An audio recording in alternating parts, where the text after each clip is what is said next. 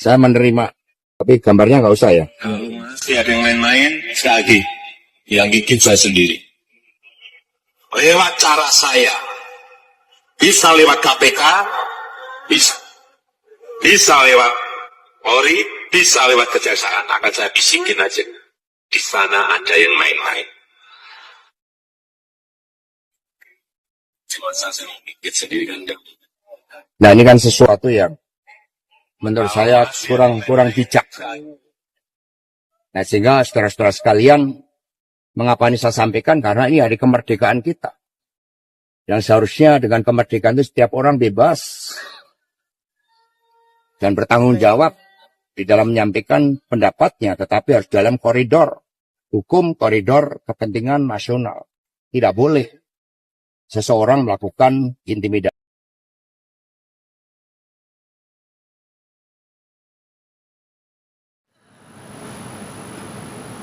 Bapak Ibu hadirin dan undangan yang berbahagia. Pertemuan pada pagi hari ini adalah pertemuan terlengkap kita.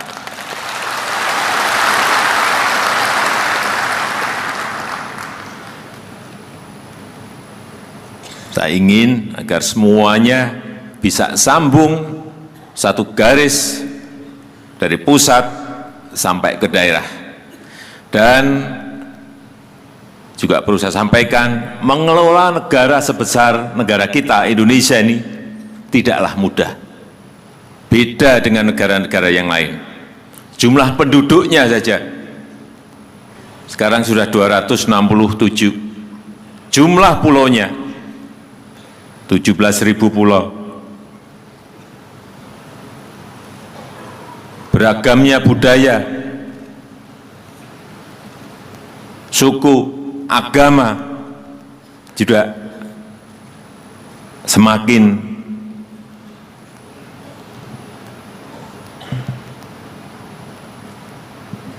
kompleksnya kita mengelola negara sebesar Indonesia ini.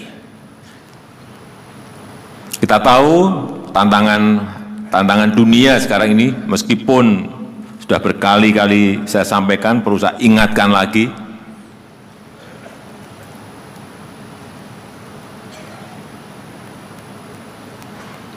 pertumbuhan ekonomi dunia yang melambat, yang itu juga berdampak hampir ke semua negara. Artinya ada tantangan eksternal yang kita hadapi. Pada saat saya telepon ke Presiden Bank Dunia, David Maplas, beliau menyampaikan hati-hati Presiden Jokowi, dunia posisinya masih seperti ini, dan tahun depan kemungkinan akan lebih sulit, karena kemungkinan dunia akan menuju pada sebuah resesi. Terakhir, saya bertemu juga dengan Managing Director IMF, Kristalina, juga sama menyampaikan hal yang sama persis, untuk kita semuanya hati-hati karena dunia baru menuju ke sebuah resesi. Kita melihat negara-negara lain yang dulu tumbuh 7%, tahu-tahu menjadi minus, artinya sudah resesi. Yang dulu-dulu 9-10% turun menjadi 6%. Yang dulu 4% turun menjadi, di dekat-dekat kita, 0,5%. Kita patut mensyukuri bahwa pertumbuhan ekonomi negara kita masih di atas 5%. Ini patut kita syukuri.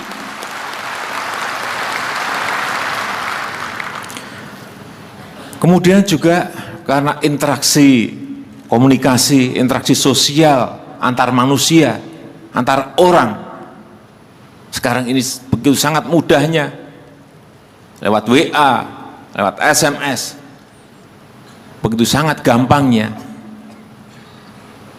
banyak sekali terjadi perubahan-perubahan perilaku manusia, karena perubahan interaksi sosial dan berkomunikasi. Oleh sebab itu hati-hati dalam menangani setiap peristiwa sekecil apapun. Ini saya titip, ini terutama untuk jajaran TNI dan Polri. Melihat sekecil apapun sebuah peristiwa, jangan menggampangkan. Karena dunia sekarang ini penuh dengan, negara-negara ini penuh dengan diskonten, ketidakpuasan. Hati-hati. Di Hong Kong ini sudah lebih dari 5 bulan demo setiap hari, 5 hari. Sehingga negara itu menuju ke sebuah resesi. Dari yang sebelumnya ekonominya sangat bagus. Karena urusan ekstradisi, kasus-kasus hukum untuk bisa ditarik ke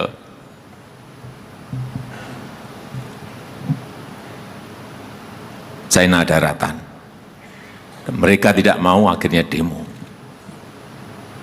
Urusan yang sebetulnya sebelumnya tidak diperkirakan. Di Chili juga sama. Urusan kenaikan tarif transport yang hanya 4% menjadi gelombang demo sehingga efek yang harusnya dilaksanakan bulan ini di sana dibatalkan. Hati-hati diskonten seperti ini. Kemudian di Bolivia,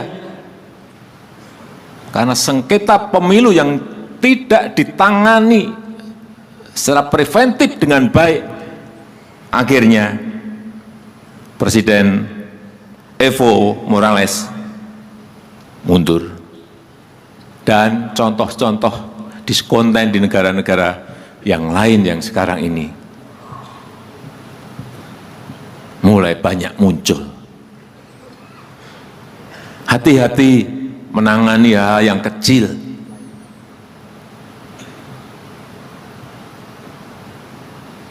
Yang kalau kita tidak sensitif bisa melebar ke mana-mana.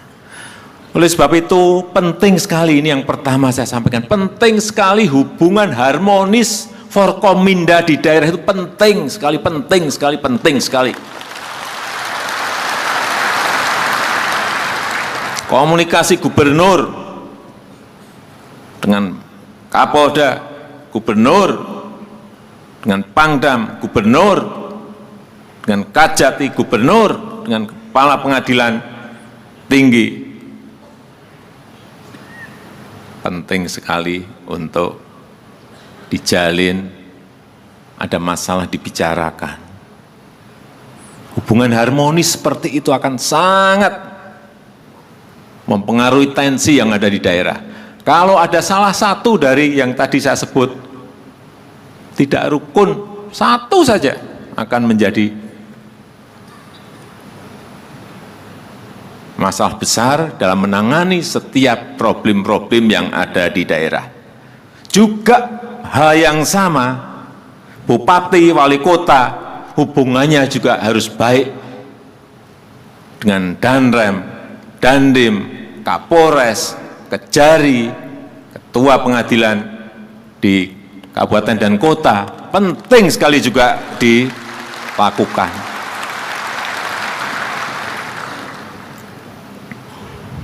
Dan saya titip, ada kesempatan yang ini, kalau ada persoalan hukum, dan itu sudah kelihatan di awal-awal, preventif dulu. Diingatkan dulu. Jangan ditunggu, kemudian peristiwa terjadi baru di setuju semuanya.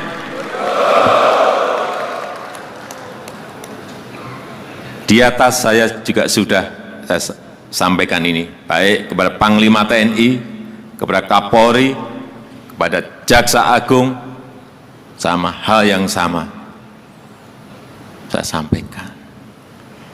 Jelas-jelas sudah itu keliru sejak awal, diingatkan dong.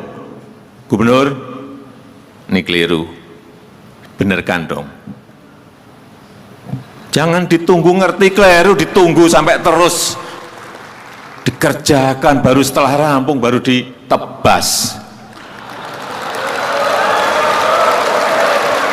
Tidak bisa seperti ini. Harus kita akhiri seperti ini.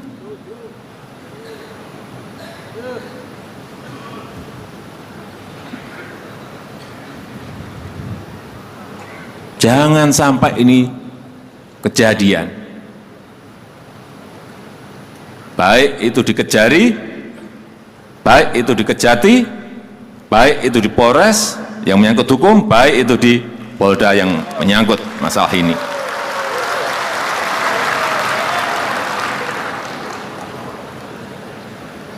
Selanjutnya juga yang berkaitan dengan kebijakan. Kebijakan. Jangan ada yang namanya kebijakan itu yang dikriminalisasi, dicari-cari. Saya mendengar ini banyak sekali. Kalau tidak ada mensrea, tidak ada niat jahatnya, ya jangan dicari-cari dong. Yang namanya orang itu, namanya pekerjaan itu banyak sekali. Saya berikan contoh misalnya di DKI. Yang namanya mata anggaran itu 57.000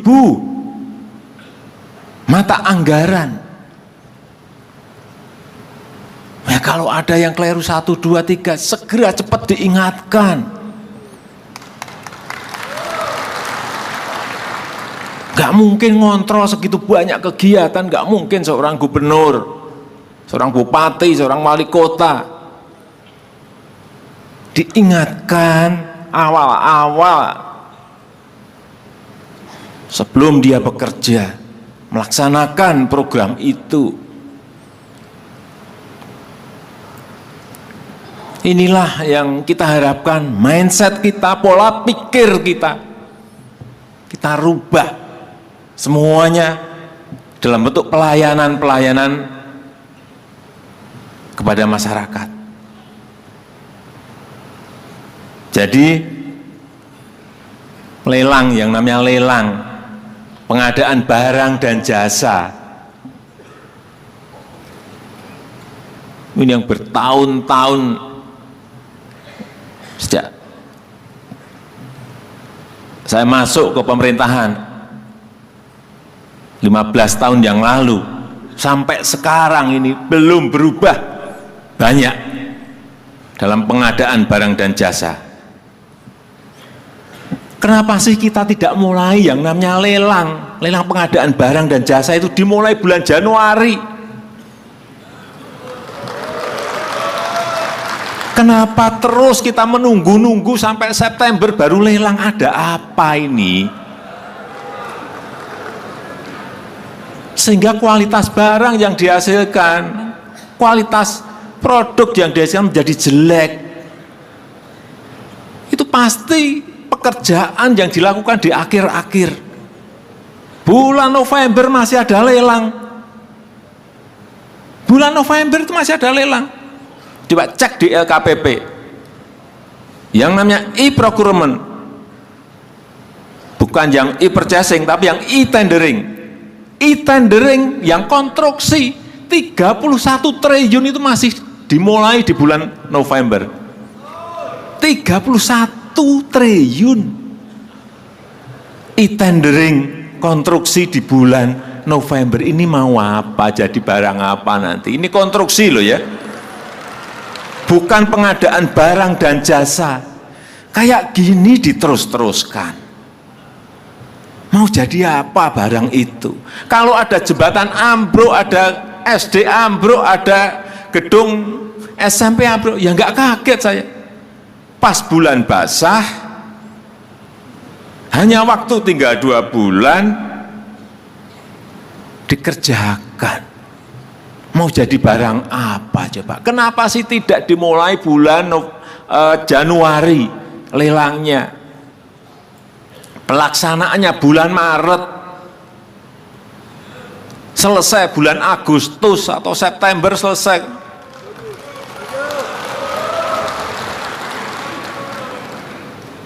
Di pemerintah pusat, kita besok DIPA kita serahkan. Dan hari itu juga pasti saya perintah terutama yang pekerjaannya gede-gede. Kementerian PU pasti langsung lelang paginya. Kementerian Perhubungan pasti langsung lelang. Karena pekerjaannya besar sekali. Kalau tidak seperti itu, artinya tahun belum mulai lelang sudah bisa dilaksanakan.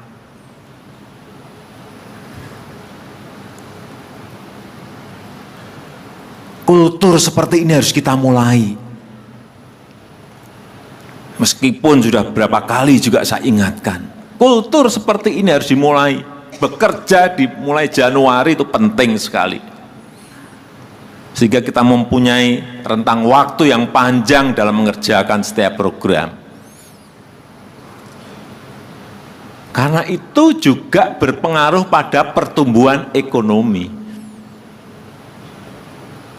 Kalau Januari dimulai, pertumbuhan ekonomi itu juga akan terpengaruh karena peredaran uang akan semakin banyak yang ada di daerah, yang ada di masyarakat. Tapi model seperti ini kok diterus-teruskan terus. Saya cek LKPP yang e-tendering 31 triliun tender konstruksi masih berjalan. Nah, tolong ini dicatat.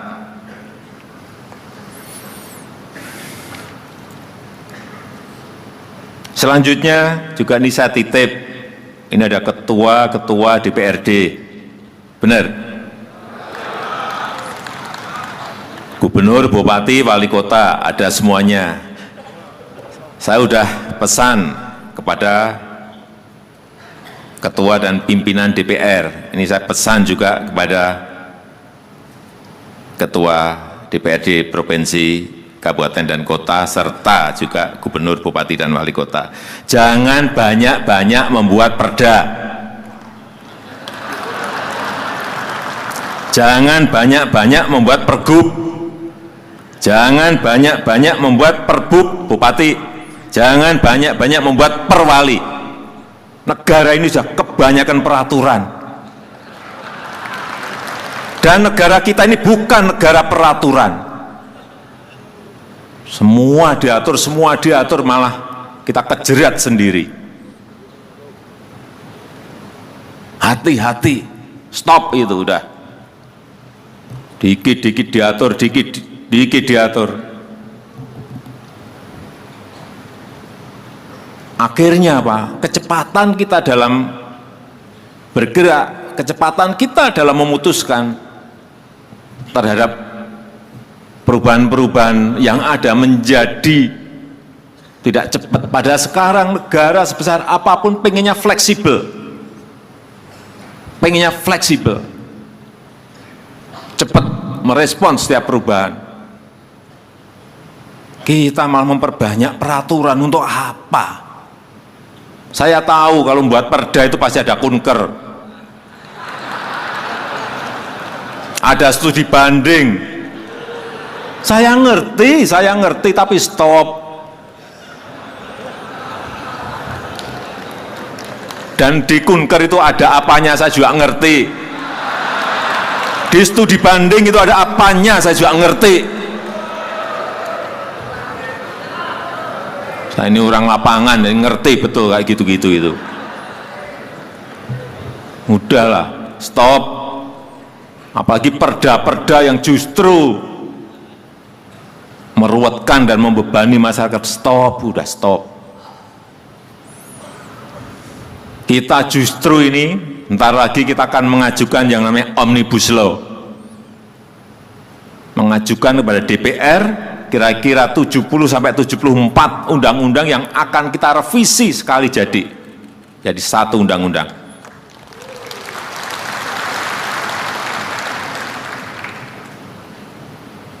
Minggu yang lalu, saya bertemu dengan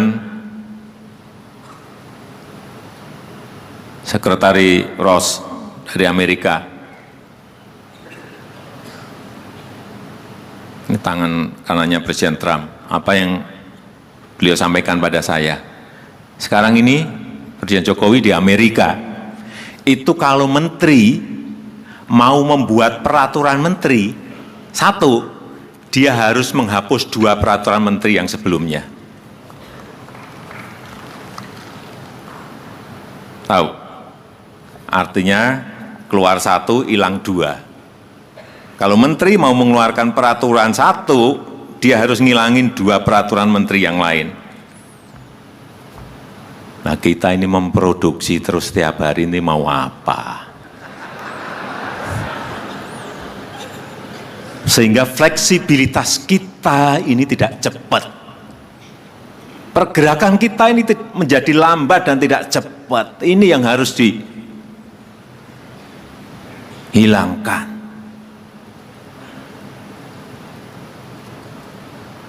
Kultur seperti ini harus kita miliki. Saya ini juga mau buat aturan itu juga.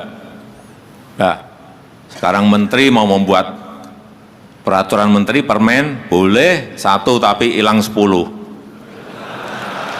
Bukan 2, tapi baru saya hitung-hitung hilang berapa ini. Biar permen-permen itu hilang semuanya juga. Nah, kebanyakan peraturan kita pusing sendiri. Inilah model ke depan, hampir semua negara akan menuju ke situ. Fleksibilitas itu yang paling penting. Kecepatan itu yang paling penting. Semua negara akan menuju ke situ. Siapa yang lebih cepat mendahului, dia yang akan menang. Udah. Kita kan juga ngintip mereka buat apa, kita harus mendahului mereka. Kalau kita masih gini-gini terus, kapan kita akan benar? Artinya, sekali lagi, semua harus mendengar ini, semua harus mengerti mengenai ini, problem-problem yang kita hadapi, dan semua harus bersinergi bersama-sama. Tidak ada lagi yang namanya saling menyalahkan, nggak ada. Tidak ada lagi yang namanya rasan-rasanan bisik-bisik, nggak ada. Udah, kita sekarang belak-belakan semuanya. Tidak ada lagi yang namanya saling menjegal, nggak ada, udah stop. Semuanya harus bekerja bersama-sama. Mumpung suasana politik kita sekarang ini sangat-sangat bagus. Sangat bagus.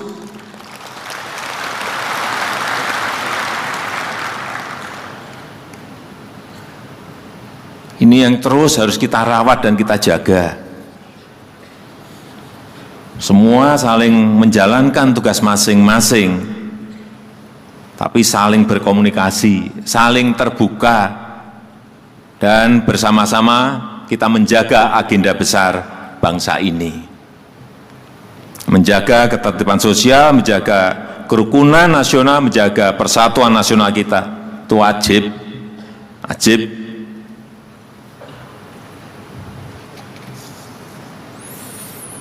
Ada 2 hal yang ingin saya sampaikan, agenda besar kita. Yang pertama, yang berkaitan dengan cipta lapangan kerja. Semua sekarang ini harus mengarah ke sana, penciptaan lapangan kerja. Jadi kalau yang berhubungan dengan ini, saya minta semuanya dukung. Artinya apa? Iklim investasi harus betul-betul kita perbaiki. Kalau ada investasi datang ke sebuah daerah, bukan urusannya gubernur, bupati, dan wali kota. Tapi juga semuanya urusan keamanan, urusan kelancaran proses-proses perizinan, semuanya harus memberikan dukungan. Polri, TNI, Kejaksaan, semuanya memberikan dukungan ke sana. Sehingga investasi itu muncul ke sebuah daerah dan bisa direalisasi. Yang terjadi sekarang ini kita kalah semuanya. Ekspor kita, saya berikan contoh, ekspor kita kalah kalau dengan Singapura kalah jauh. Dengan Malaysia kita kalah jauh. Dengan Filipina kalah, dengan Thailand kalah, terakhir kita dengan Vietnam juga kalah. Di antara 10 negara ASEAN. Apa kita mau kalah dengan Laos, dengan Kamboja? Enggak. Stop. Enggak mau kita. Oleh sebab itu jangan kita biarkan investasi yang sudah masuk ke sebuah daerah, masuk ke negara ini sudah buka pintu. Sudah ada minat, tidak bisa realisasi. Gara-gara yang paling banyak adalah mereka tidak dilayani dengan baik. Izin nggak diurus oleh kita, harusnya kita ini melayani. Apa yang kurang? Pak, oh ini ya, dilayani secepat-cepatnya, sehingga bisa realisasi dan memunculkan yang namanya lapangan pekerjaan bagi rakyat kita. Ingat, masih 7 juta rakyat kita yang, anak-anak kita yang belum memiliki pekerjaan. Ini tugas kita bersama.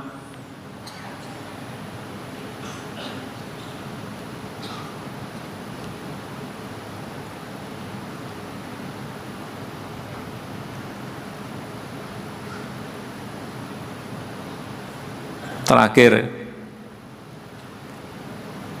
ada investasi. Karena perang dagang China dan Amerika rame, 33 perusahaan besar akan pindah dari Tiongkok. 23 perusahaan itu pindahnya ke Vietnam. Dari 33, 23 pindah ke Vietnam. Coba, padahal kita punya sumber daya alam, punya sumber daya manusia yang melimpah. Kok pindahnya ke sana? Dan 10 lainnya memilih Kamboja, Malaysia, India, Thailand. Kok tidak ke kita? Ini ada apa? Ini ada apa? Ini harus tanda tanya dong. Kita harus mau introspeksi, harus mau mengkoreksi ini ada apa. Problemnya adalah ruwetnya perizinan baik di pusat, yang ini sebentar lagi akan saya potong habis-habisan, termasuk juga ruwetnya perizinan di daerah, ruwet semuanya. Ini pekerjaan besar, agenda besar kita ada di situ. Setelah Omnibus Law nanti kita potong, daerah juga harus mengikuti. Yang kira-kira meruwetkan segera dipotong.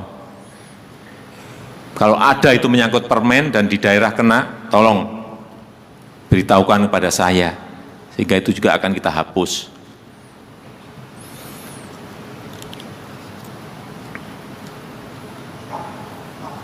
Kembali lagi, urusan yang berkaitan dengan investasi, dengan ekspor. Kenapa ini harus kita kerjakan? Bertahun-tahun kita ini yang namanya defisit neraca perdagangan, defisit transaksi berjalan nggak bisa diselesaikan. Udah bertahun-tahun, berpuluh tahun.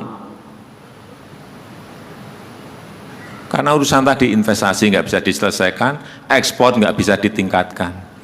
Oleh sebab itu saya titip pada daerah.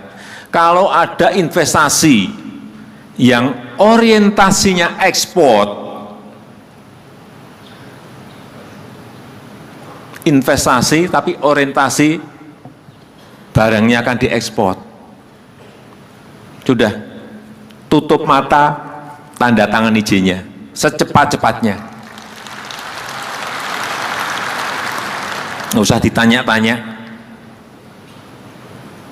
Urusan keamanan backup dari Polres, dari Polda, backup. Agar apa? Muncul cipta lapangan kerja yang kita inginkan. Atau ada orang datang, investor datang, ingin membangun pabrik atau industri untuk barang-barang substitusi impor. Barang-barang yang sekarang ini kita masih impor. Kemudian dia mau mendirikan produk itu di sini, juga tutup mata, tanda tangan secepat-cepatnya.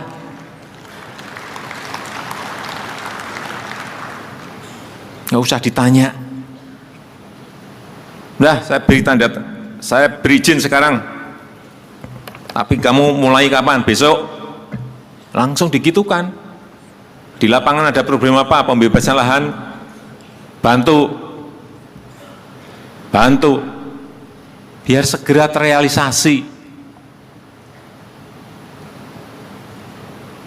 Sehingga current account defisit kita menjadi baik, defisit neraca perdagangan kita menjadi baik. Ini kalau dua ini rampung, defisit neraca perdagangan, defisit transaksi berjalan kita rampung, kita mau berantem dengan negara manapun kita berani.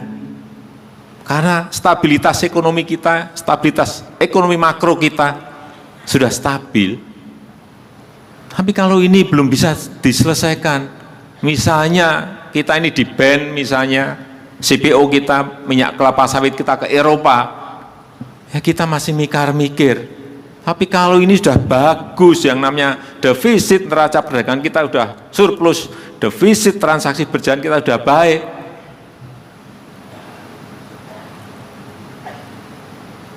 Dia nge-ban CPO kita, ya kita gantian, kita potong impor mobil, impor barang-barang dari sana, udah stop juga, berani kita. Tapi kalau posisinya masih seperti ini ya kita hitung-hitungan, harus hitung-hitungan, untung atau rugi. Inilah, kita akan berdaulat betul kalau kita bisa menyelesaikan ini. Dan jalan yang kita tempuh tadi yang saya sampaikan.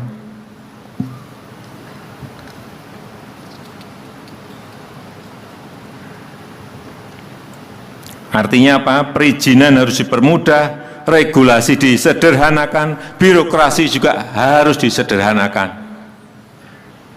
Kenapa saya menyampaikan dulu? Eselon 1, eselon 2, eselon 3, eselon 4. Ini harus mulai kita lihat untuk kita pangkas agar lebih sederhana organisasi kita. Sehingga tidak dari sini, ke sini, ke sini, ke sini, naik lagi ke sini, ke sini, ke sini, naik lagi ke sini, sini, ke sini, naik lagi. 4 bulan ini muter, saya lihat.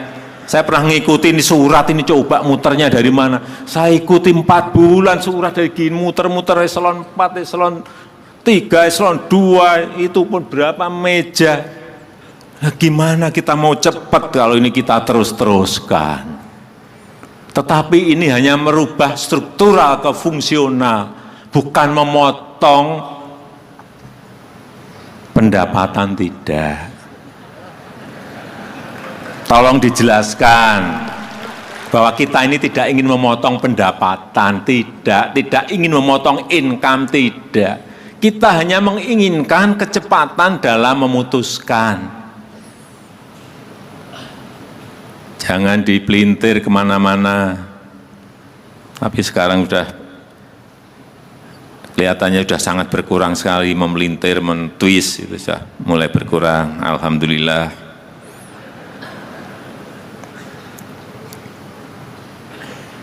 Kepastian hukum dijaga.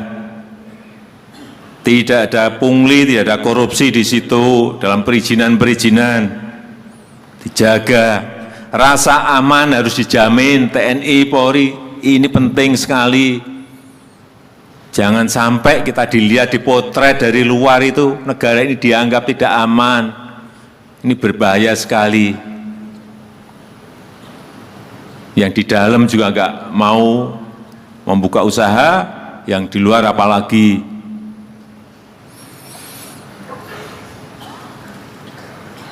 Yang kedua, saya titip agar setiap investasi itu mengikutkan usaha kecil, usaha mikro, usaha menengah yang ada di daerah. Saya sudah titip ke menteri-menteri. Jangan ada investasi nanti yang ikut dari Jakarta lagi. Daerah diikutkan. Pengusaha daerah diikutkan. Pengusaha lokal diikutkan. Tolong diingatkan, kalau ada yang tidak diikutkan, saya diingatkan. Kan saya tegur langsung.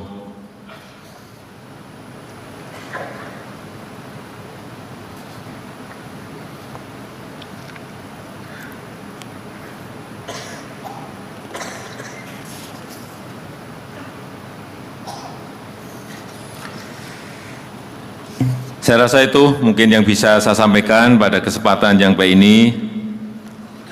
Kembali lagi, perlu saya sampaikan bahwa kecepatan kita dalam bekerja, kecepatan kita dalam melayani ini sangat penting sekali bagi kita semuanya, kepada para penegak hukum, Kapolda, Kapolres, Kejati, Kajari, Ketua Pengadilan Tinggi dan Negeri.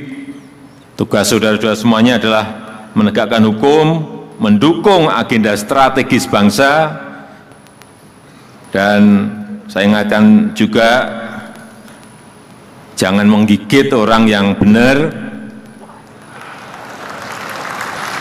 Kalau yang salah silahkan digigit, tapi yang benar jangan sampai digigit, dan jangan pura-pura salah gigit.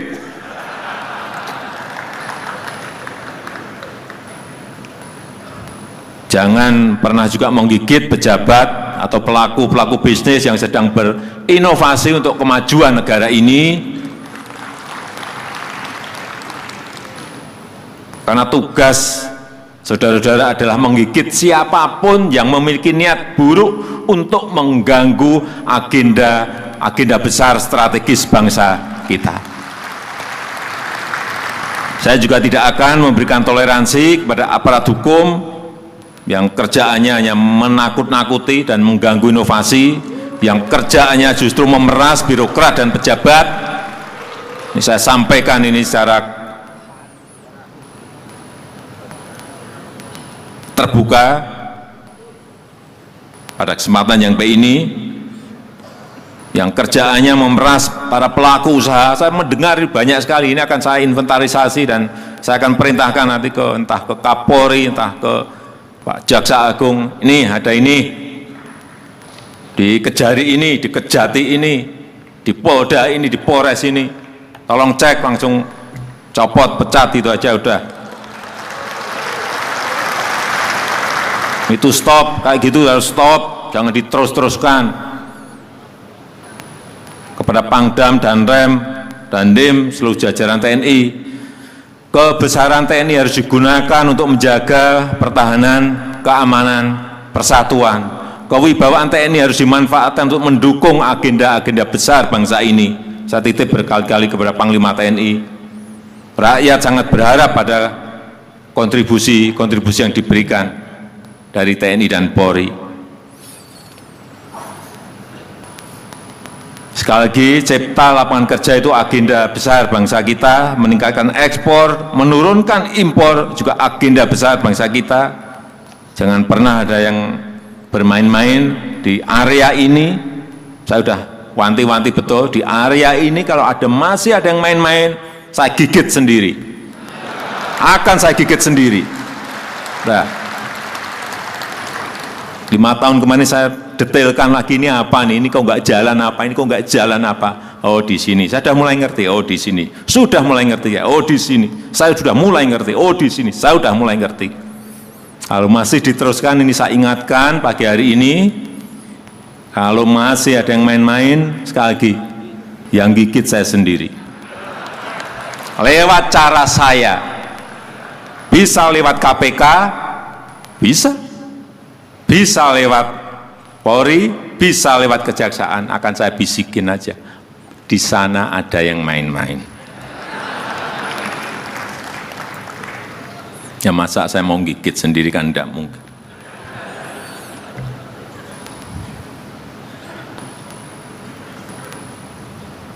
Saya rasa itu yang bisa saya sampaikan pada kesempatan yang baik ini.